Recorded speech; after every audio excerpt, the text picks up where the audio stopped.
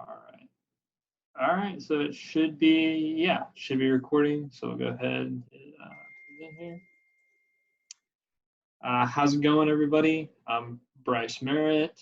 I'm Odalys Marquez. And today we're going to be going over or reviewing a pretty cool article. So these co-cultured marine invertebrate-associated bacteria in co-cultures produced this natural product antibiotic, which is Kiasin. And so Odalys will go through some of the background knowledge here. Yes. So as we know, antimicrobial resistance, AMR, is the resistance to antibacterial, antiviral, antiparasitic, and antifungal drugs. So now there has been an increase in antibiotic research because of AMR, because it is such an increasing global health concern since it threatens the effective and prevention and treatment of infections. As I said, the increase in antibiotic research, there has been, especially with the help of genomics and metabolomics. And genomics is the branch of molecular biology that helps with the structure and function and evolution of the mapping of the genomes, while metabolomics is the large-scale study of the small molecules known as metabolites. And with these, researchers have been focusing on the natural products of microbiomes and also in the biosynthetic gene clusters, or BGCs. And now for the purpose of the study was to grow Rhodococcus species and Micronospora species bacteria, which is isolated from marine invertebrates in the same culture, in the hope that doing so would trigger the expression of antibiotic genes that are silent when each microbe is grown individually. And now for the Rhodococcus species that they focus on, it is a gram-positive, non-motile, non-spirulating aerobic bacteria with a high G and C content and mycolic acid-containing cell wall. It is widely distributed in soil, water, and marine sediment. And the specific strain that they focused was in the WMMB 185 strain. And now for the Micronospora species, it is an anaerobic gram-positive bacterium isolated from the roots of a marine plant. They are usually found in soil, sediments, aquatic environments, salty pools, and marine settings. And the specific strain that they focus on was the WMMB 235 strain.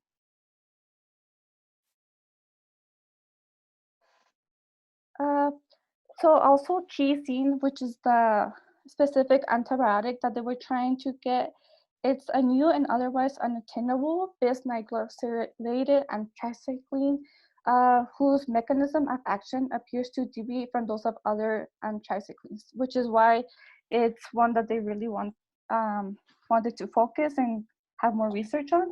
And it's very important because unlike the other antibiotics of similar structure, Kiasin does not seem to damage DNA, which is why they really want to create this new antibiotic.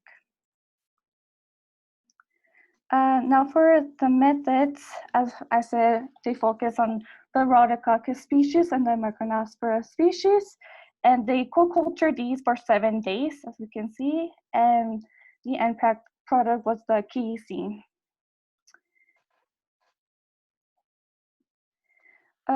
Now, first for the bacterial strain cultivation, as I said, they cultivated these two specific strains, and they were isolated from the marine ascidian and the sponge specimens from Florida Keys, Florida.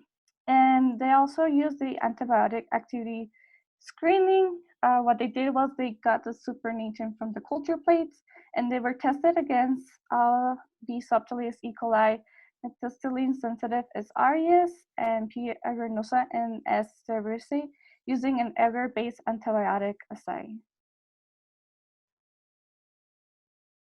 And now for one of the specific tests I did was the cell context study. As I said, they used Micronospora species and the Rhodococcus species, and they were simultaneously inoculated into 100 milliliters ASWD in a 500 milliliter baffle flask. They were customized to interconnect with each.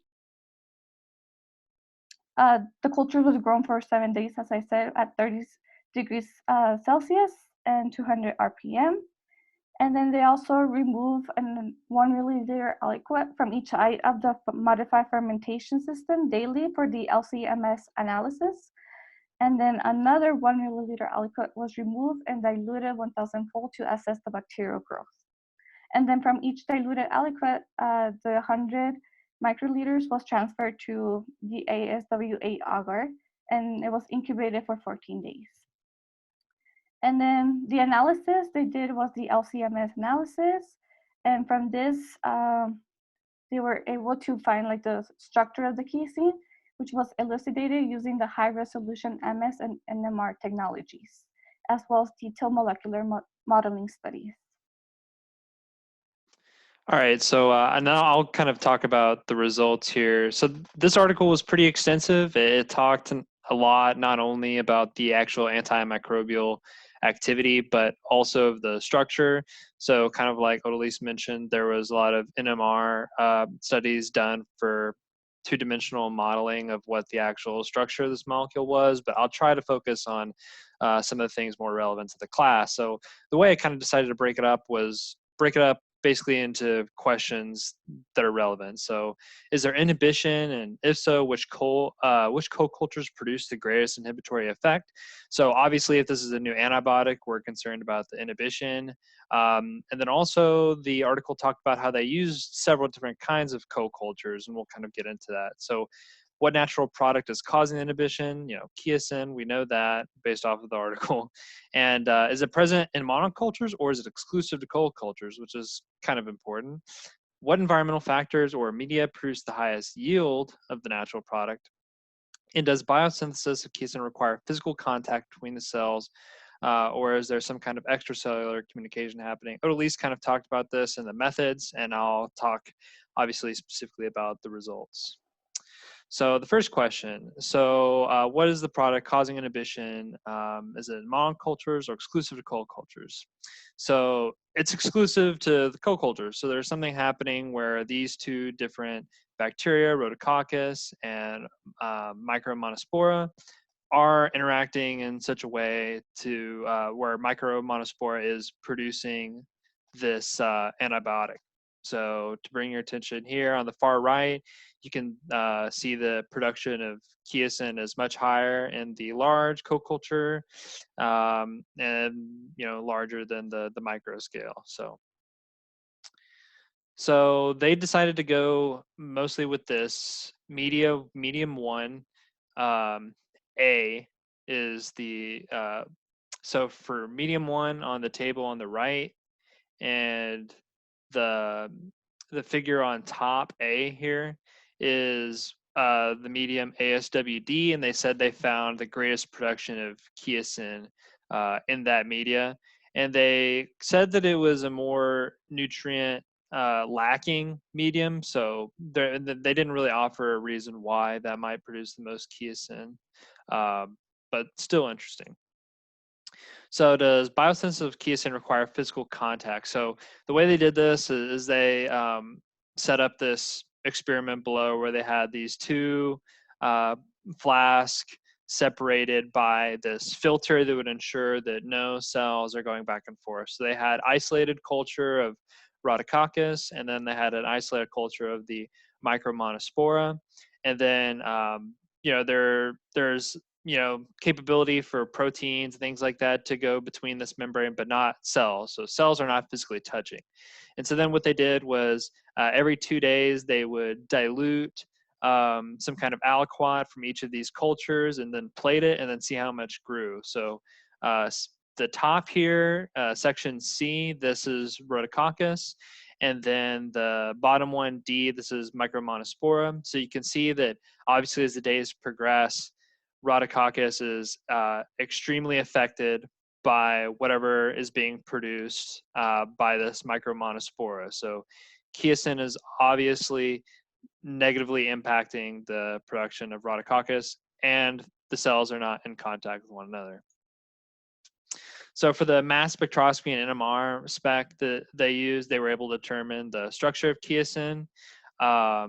And then something else, I guess I'll note real quick, the way they were also determined the amount of kiasine, like the highest productive media, is they actually used a radioactive isotope, carbon 13, and for the uptake for biosynthesis, and then based off of how much carbon 13 was absorbed and put into production, they were able to tell how much kiasin was produced. So and then an important thing here also is the core scaffold is very similar to other anthracycline antibiotics, like, let's see if we can say this, aclanomycin A. So there could be similarities in the mode of action. However, the article said that it's likely that it doesn't, because I mean, even though the core is similar, there's a lot of different groups on it that are different. So it's something that would require further research for sure. So here's the structure of our kiasin. And so then you see these rings. And then here's an example of this antibiotic here. And this antibiotic is, if I remember correctly, the way its mode of action is it binds to DNA, I want to say isomerase or something like that. It basically blocks the production of DNA, right? So that's how this is antibiotics mode of action. And so they think that there's some kind of genetic cluster relatedness between the production of these two molecules. So, okay, so some conclusions. The kiasine is definitely selective against gram-positive bacteria, which is what Rhodococcus is, and then the Mycobacterium. So I think I actually missed a slide, but okay. So anyways, so it's selective against gram-positive bacteria, and then they did some genomic studies to try and see the relatedness between the different antibiotics and other natural products. And so something that I think would be really interesting is if they actually tried to do some studies on antibiotic-resistant bacteria. One of the bacteria that they used earlier in the study was the non-MRSA Staph aureus. So the antibiotic sensitive S. aureus. And I think it would be interesting if they tried it out on MRSA or other types of gram-positive antibiotic-resistant bacteria. Now, I'm going to go back because I think I did actually miss a slide that's kind of important. I'm going to try anyway. Yeah. Oh, yeah. Okay, so this is an important one. So is there inhibition, and if so, which culture produced the greatest inhibitory effect? So the article did say that the Micromonospora rhodococcus culture system resulted in the largest zone of inhibition against gram-positive bacteria. However, there was nothing even in the supplemental information that talked about the minimum inhibitory concentration. It talked in their methods that they did find the minimum inhibitory concentration, and it talked about their procedure for doing so, but there was absolutely no data at all. It also talked about how it used other different kinds of bacteria in cult cultures, but it didn't offer any kind of data for that. So I thought that was a little bit suspect. But anyways, here's our references. That's it. I think that's all we got. We'll hopefully this recording went well and we can upload it. So I'm going to stop the recording.